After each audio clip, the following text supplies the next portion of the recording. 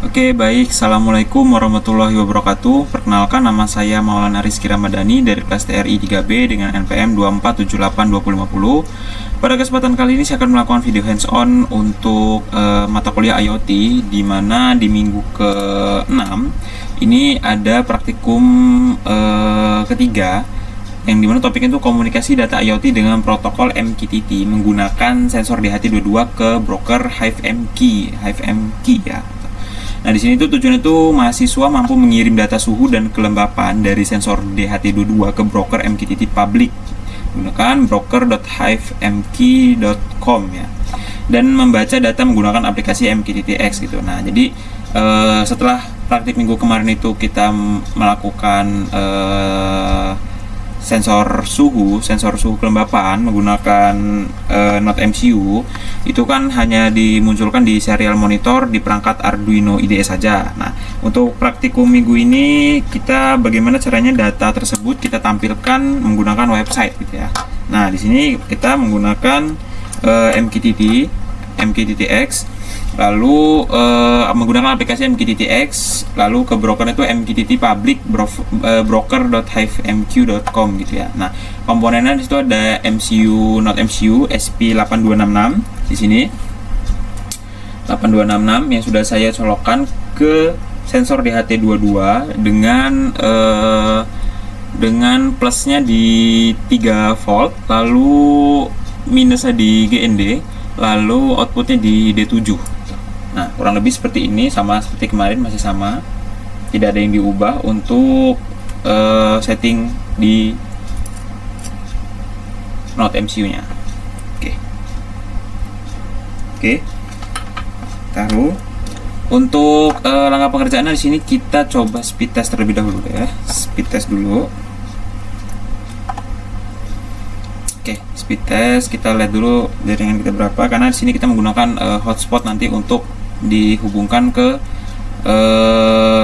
ininya ya. Oke, di sini kita setting dulu.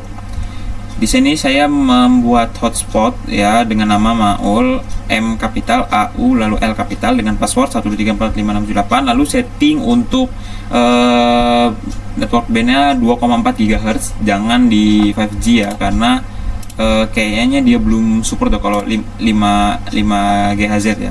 Nah, udah gitu aja, karena nanti alatnya belum support, jadi kita setting di 2,4 GHz saja. Nah, setelah itu di sini kita download dulu MQTT-X-nya. Saya akan melakukan penginstalan MQTT-X.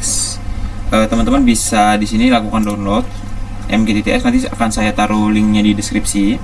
Lalu pilih teman-teman menggunakan apa OS-nya, Windows, Mac, atau Linux atau Docker di sini. Nah, di sini karena saya menggunakan Windows versi yang modern, saya menggunakan yang X86-64 ya. Sebenarnya bebas, mau universal juga bisa. Universal itu bisa digunakan di semuanya. Cuman saya menggunakan yang X86-64 karena yang sangat direkomendasikan gitu. Oke, setelah itu kita penginstalan dulu MQTT-X. Setelah diinstal, saya udah install belum ya? Sebentar ya.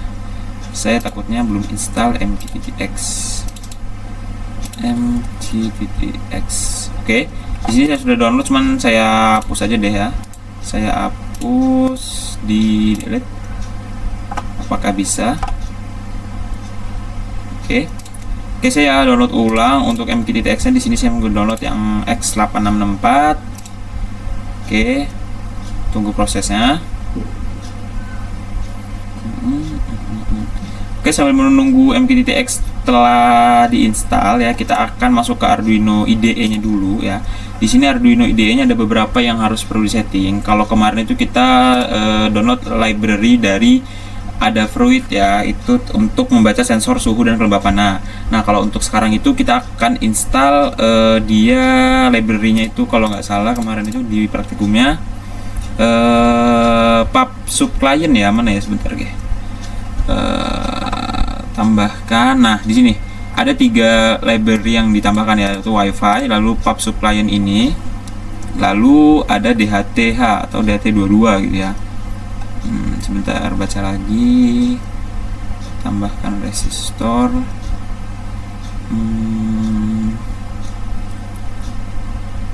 Nah, kita setting dulu. Nah, di sini teman-teman bisa cari di pub sub client by siapa ya, client by O'Leary ya di sini ya.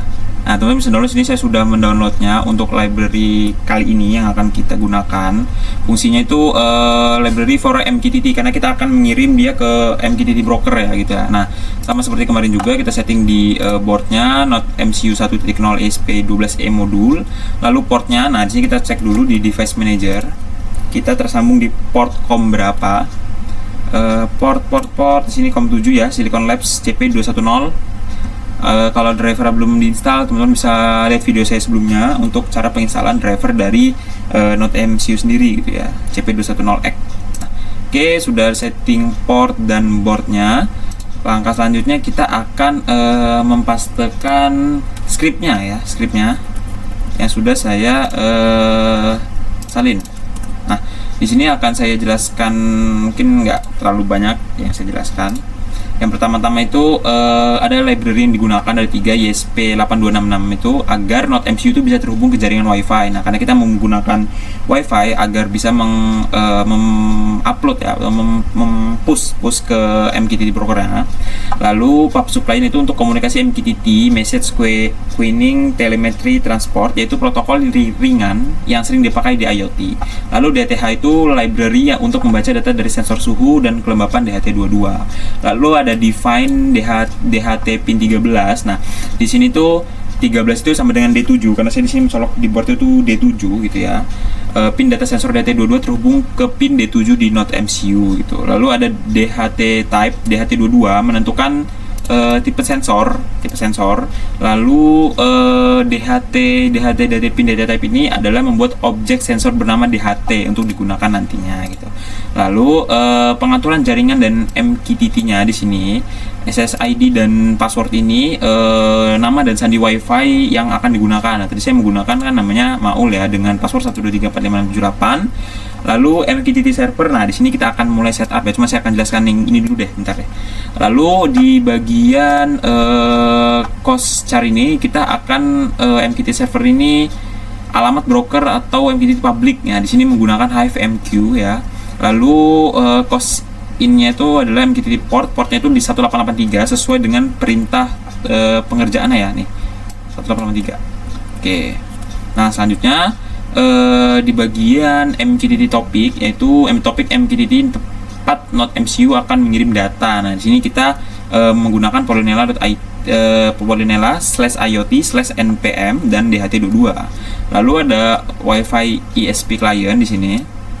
Nah, WiFi client itu objek untuk mengelola koneksi WiFi. Lalu PubSub client itu objek yang mengelola koneksi dan pengiriman data ke MQTT broker ya. Lalu fungsi untuk koneksi WiFi-nya di sini, void setup WiFi untuk pengaturan WiFi-nya itu menghubungkan Node MCU ke jaringan WiFi menggunakan SSID dan password, menggunakan sampai status WL connected ya, WL connected. Lalu menampilkan IP address yang didapat jika berhasil. Nah, jadi IP address yang didapat itu setelah berhasil akan muncul secara DHCP gitu ya, dynamic random gitu. Lalu ada fungsi reconnect ke MQTT broker di sini di void reconnect ya. Fungsinya ini menjaga koneksi MQTT tetap aktif jika terputus. Node MCU akan mencoba reconnect secara otomatis gitu. Lalu ada client connect Node MCU client di sini. Fungsinya untuk membuat identitas client ID saat tersambung ke broker HiveMQ. Jika gagal, tampilkan pesan error gitu dalam 5 detik kemudian. Lalu fungsi setup dijalankan, void setup dijalankan, serial begin 11.5.200 melalui memulai koneksinya itu serial untuk menampilkan log di serial monitor di sini ya. Oke. Lalu DHT begin inisialisasi sensor DHT22. Lalu setup WiFi, panggil fungsi koneksi WiFi yang tadi kita inputkan di library. Lalu atur alamat pada port MQTT. Lalu di poin ke-8 di sini ada void loop ya. Dia akan mengulang, mengecek apakah Node MCU masih terkoneksi ke MQTT. Jika tidak, dia panggil akan reconnect gitu. Dan dia akan menampilkan terus selama perangkat tersambung dan aman-aman aja WiFi-nya. Cuman kalau ada yang error, dia akan menampilkan dan akan mengulang terus gitu. Lalu yang 9 itu ada membaca data di float ya. Float HDHT di sini tuh read humidity di sini. baca kelembapan udara dengan persen, lalu rate temperatur dengan membacanya dalam suhu ya. Lalu isnan sini cek apakah data valid, kalau tidak tampilkan pesan error gitu. Nah, kalau valid dia akan menampilkan pesan error. Lalu poin 10 itu ada string payload ya. Di sini tuh mengirim data ke MQTT, lalu akan dikirim di terakhir itu akan kirim data ke topik MQTT ke nama apa npm tadi ya, Polinela/IoT/npm, lalu ada delay 5000 untuk mengirim data selama 5 detik, jadi bertahap gitu, nggak langsung ngirim spam gitu ya. Alur sederhananya tuh dari program ini tuh NodeMCU itu akan terhubung ke jaringan WiFi ya, NodeMCU terhubung ke broker HiveMQ lewat MQTT, lalu baca suhu dan kelembapan dari DHT22, sensor DHT22-nya, membuat data dalam format JSON, kirim data ke broker MQTT setiap 5 detik. Data bisa diterima di aplikasi lain, misalnya dashboard IoT gitu. Nah, di sini saya sudah install MQTT kan tadi kan ya. Sekarang saya akan pasang dulu deh. Nah, MQTT agar teman-teman bisa mencobanya di rumah gitu ya. Nah, ada tampilan seperti ini, teman-teman nggak usah panik, di more info aja, lalu run anyway. Oke. Next, kita mau simpan di mana? Destination foldernya saya taruh aja di C. Lalu kita install, next. Oke, finish. Oke, dia akan menampilkan di sebuah aplikasi. Nah, di sini saya sudah melakukan sebuah uji coba kemarin itu. Saya coba jelasin aja kali ya. Mana nih? Bisa dicek nggak ya? Oke, jadi pada tampilan awalnya tuh nanti kalian itu akan membuat sebuah koneksi baru gitu. Koneksi itu menggunakan HiveMQ public atau MQTT broker ini kan ya. Ini public dengan port 1883, lalu membuat sebuah new subscription. Nah, new subscription ini nanti bisa diedit nggak ya? Nggak bisa diedit ya. Gimana nih? Bentar. Nanti pokoknya intinya buat new subscription ya. Buat new subscription dengan pet Polinela/IoT/24782050/DHT22 yang nantinya akan diteruskan hasil dari uploading di Arduino ke dalam sini ya, ke dalam aplikasi MQTT. Jadi kita tuh membaca datanya tuh lewat aplikasi gitu. Lebih ini aja ya, lebih gampang dibaca gitu ya. Nah, di sini kita coba jalankan di Arduino IDE-nya ya, dengan kita pastikan lagi node port COM7, lalu NodeMCU 1.0, lalu kita pub supply-nya sudah diinstal, library-nya kita tutup dulu deh. Oke, setelah itu kita akan compiling, bebas sebenarnya mau langsung upload juga boleh, cuma saya akan compiling lagi, mengecek sekali lagi bahwa tidak ada kesalahan dalam script yang saya pastekan di sini ya. Oke, compiling agak sedikit lama.